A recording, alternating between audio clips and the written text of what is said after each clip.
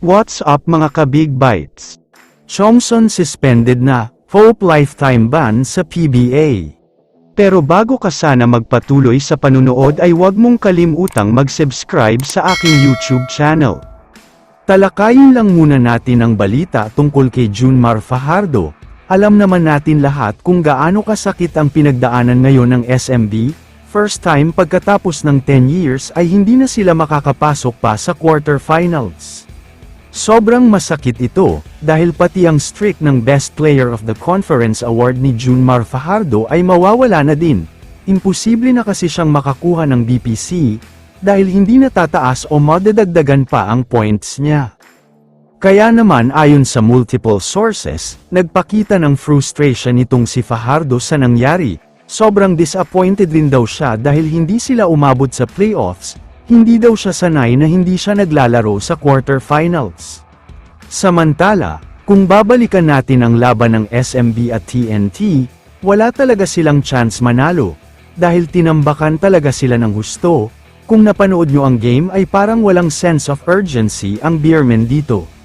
Parang mas nagmukhang TNT pa nga ang nangangailangan ng panalo dito, dahil wala talaga sa kondisyon ang mga players ng SMB, napakaraming open shots ang TNT kaya ito na din ang naging dahilan ng pagkatalo nila.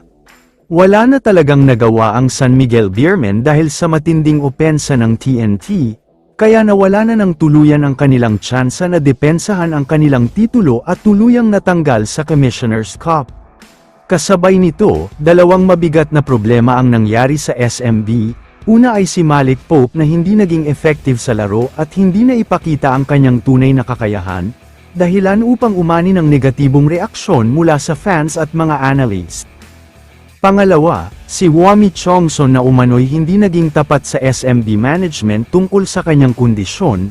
Ayon sa report, itinago niya ang kanyang hindi maayos na pakiramdam, isang bagay na hindi daw dapat niya ginawa. Kaya naman ipapaimbestigahan daw sina Pope at Chongson. Si Pope ay maaaring kasuhan dahil sinasabi ng karamihan sa mga SMB fans ay nagbebenta siya ng laro. Masyado daw kasing obvious ang ginawa niya. Si Wami naman ay posibleng magkaroon ng suspension dahil sa pagsisinungaling niya. Uulitin ko lang na ito ay kumakalat lamang sa social media, pero tama lang na magkaroon ng investigasyon dahil sa pangit na pangyayari.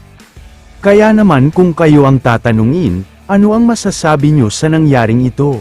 I-comment mo naman ang opinion mo tungkol sa tanong na ito. Dito na muna nagtatapos ang video na ito. Maraming salamat sa panunood mga ka-Big Bites. God bless sa inyong lahat.